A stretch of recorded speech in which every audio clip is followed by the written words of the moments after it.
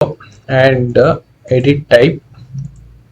We can edit the height width of the window, and we also can edit the thickness of the windows also. Then in window then in window we can see two types of doors are there: single door and two door. In single door we can edit also the thickness, height of the doors, the wall thickness and the material of the wall. First we go to the architect and wall.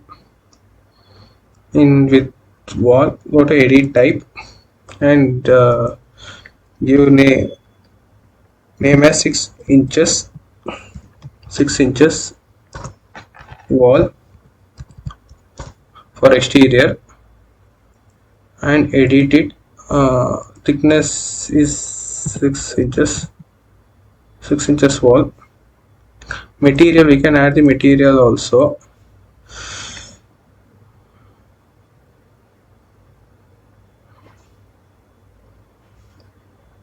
Brick. Okay.